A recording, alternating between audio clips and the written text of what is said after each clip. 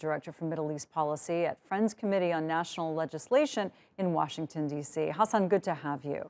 So just days ago, we heard the Houthis offer a 3-day ceasefire at least, but they required that the Saudi-led coalition leave. Now we see this offer by the Saudis, but ports won't open. So it's going nowhere at this point. The fact that there are these offers of ceasefires, though, do you see that as any kind of positive sign? Well, thank you so much for having me on. And I think the fact that both sides are talking and talking, about having ceasefires is a good thing. We also saw that there was a framework for a massive prisoner swap as well. But what's clear is that after 7 years of brutal warfare, we just saw the 7th anniversary on March 26th. The war in Yemen must end. And it's critical that both sides come to the peace table. But the Saudi-led coalition must end its siege. It must end its airstrikes and blockade if we're going to actually have a ceasefire. And I think, it's critical we focus on that. And, because the bloodshed in Yemen has just gone on for far too long. This is the world's worst humanitarian crisis on the planet, with 16 million people on the edge of starvation. And the blockade and obstruction of ports of entry are making matters much worse. Right. It is an enormous humanitarian disaster.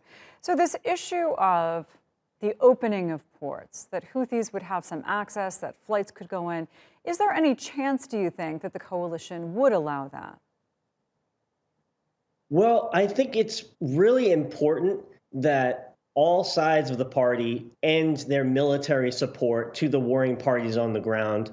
I'm really focused here in the United States on ending my government's complicity, the United States, providing logistical support, spare parts, and maintenance for Saudi warplanes. And I think without this sort of the U.S. exerting this leverage on the Saudis, we're going to see more continuation, a continuation of this quagmire of the war in Yemen that's gone on now in its 8th year of war. So without those consequences, we have not seen the Saudi-led coalition change its behavior. I'm hopeful that with the news that Rep. Jayapal and Rep. DeFazio announcing plans of a new Yemen War Powers resolution to be introduced soon after this 7th anniversary of the war, that we could see some changes if we do have some successful votes in the House and Senate in the coming weeks and months.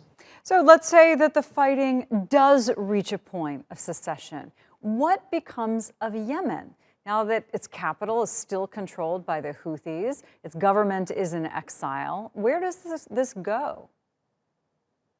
Well, it's for Yemen to decide what happens to Yemen.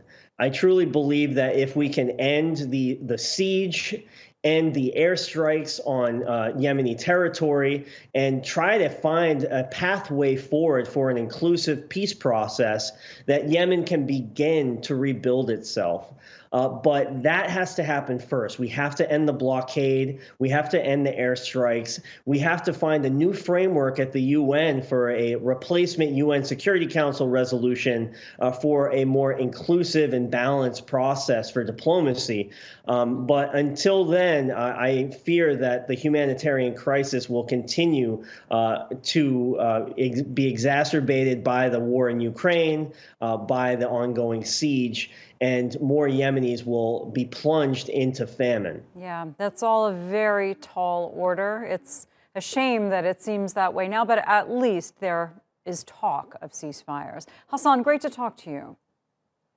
Thank you so much for having me, and I'm praying for peace in Yemen this Ramadan.